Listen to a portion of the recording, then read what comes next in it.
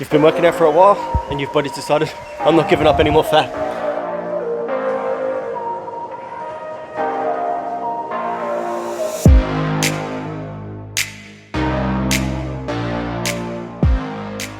Hey Body Rockers, and welcome to the final part of the most Googled fitness question. I've been working out for a while now and I've stopped losing fat. By the end of this, you'll have 4 tips that can possibly get you to your fitness goals. As we lose more and more, it actually becomes harder and harder to lose fat. Why is this? From an evolutionary standpoint, we want to store a certain amount of fat for times of emergencies. Our body doesn't care that we want to look good for the beach or on Insta. It can be a very callous thing. So as we lose weight, our body will readjust to better use the calories that we eat, and our caloric expenditure will decrease. Adaptive thermogenesis is a term that means, based on fat loss, the body readjusting on the amount of energy that it can function on. And this can become out of sync based on the speed of fat loss. And as a result of this, the body can increase a hunger hormone called leptin, causing us to possibly eat more or at least be very uncomfortable. So what can we do? Now I've got to be very careful here.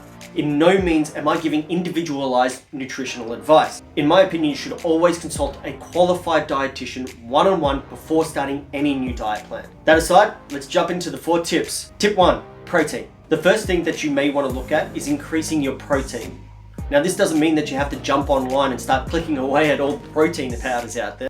We should try and look at real foods and all the goodness that comes with it. But that is actually an entire video on its own. There are plenty of protein calculators out there, so you don't overdo your intake. Too much protein can still get you fat. If you're finding this helpful, please remember to like and share the video for more. Tip number 2, NEAT, non-exercise activity thermogenesis. That's a mouthful. This is energy that you are burning from daily activities that aren't included in your workout. Things such as walking around the house, chores, typing on your keyboard, fidgeting, or even having a shower. To increase our NEAT, if you work at a desk all day, try setting an alarm to stand up and move about a little. If you sit on the couch and watch a lot of TV or lay in bed playing on your phone, try the same tactics, set an alarm and move about. Or you could even add in a walk or 2. One thing to keep in mind, our training could be fairly intense, and being on a caloric restriction, we may find it more difficult to recover from our training programs. Try keeping your increasing NEAT to light activities. Tip number 3, maintain intense training. This seems like a no-brainer, but as we become more and more restrictive on our calories, as we become leaner, our training will become increasingly more difficult.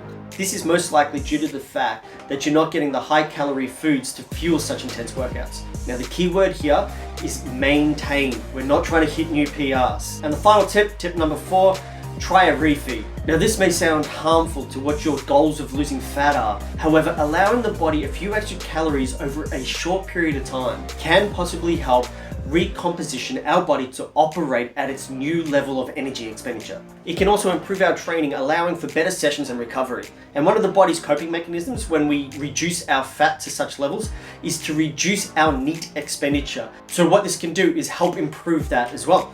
I hope that this has been helpful. Check out parts 1 through to 4 for the full picture. Remember to leave a comment to be a part of the conversation, and stay safe everybody.